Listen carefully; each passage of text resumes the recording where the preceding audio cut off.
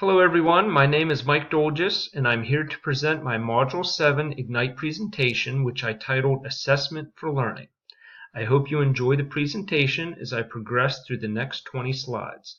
My thesis is called The 7 Strategies of Assessment for Learning and the Impacts on Student Growth. I will highlight what I've taken away from this course. When you see the impact graphic on the right, it is something that I found of particular importance in terms of student growth. We will begin by defining what is formative assessment. Chapuis defines formative assessment as the formal and informal processes teachers and students use to gather evidence for the purpose of informing next steps in learning. Here we have additional facets of formative assessment that has a positive impact on student learning. It is ongoing, used as a tool, not graded, guides teaching and learning, creates a goal orientation, and promotes a growth mindset. There are several conditions that should be met if we are going to maximize the impact of formative assessment.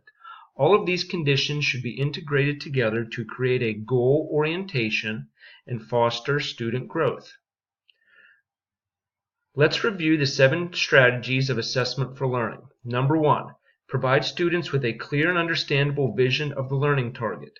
Number 2, use examples and models of strong and weak work. Where am I now?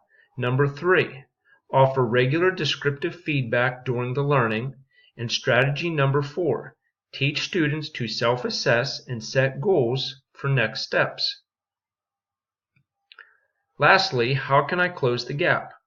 Number 5, use evidence of student learning needs to determine next steps in teaching. 6, design instruction followed by practice with feedback. And number 7, track, reflect on, and share the learning progress. Taking a closer look at strategy 1, there are 3 ways to communicate to students a clear vision.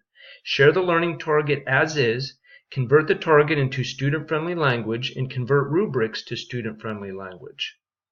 We learn to use the CABD model to develop clear and measurable learning objectives. Here is a learning objective that I developed for the course. Be sure to address the condition, audience, behavior, and degree. Strategy number 2 tells us to use examples of strong and weak work. This strategy teaches students to be evaluative and how to use a rubric. Chapuis gives us an impactful statement regarding this strategy, as seen below. Regular descriptive feedback occurs during the learning, while there is time to act on it, addresses partial understanding, and does not do the thinking for the student. Chapuis tells us that effective feedback results in deeper learning. There are numerous feedback strategies that can be used within the classroom to benefit the student. There are also many technologies available as well to assist the teacher with feedback. The key to effective feedback is that there needs to be action taken.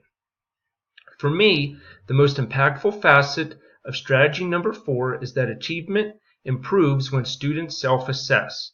Chapuis confirms this by stating that a combination of peer feedback and self-assessment can cause them to achieve at higher levels.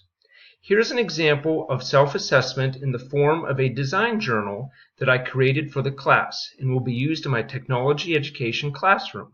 Students will self-assess and determine the next steps in order to meet the learning target. Strategy number 4 is further strengthened by Donovan and Bransford's opinions on metacognition. The metacognitive approach helps students learn to take control of their learning and monitor their progress in achieving goals. I found the feedback loop the most important aspect of strategy number 5. This loop is what Hattie calls the zone of what happens next, and it displays how we should organize our instructional approach before a summative assessment event.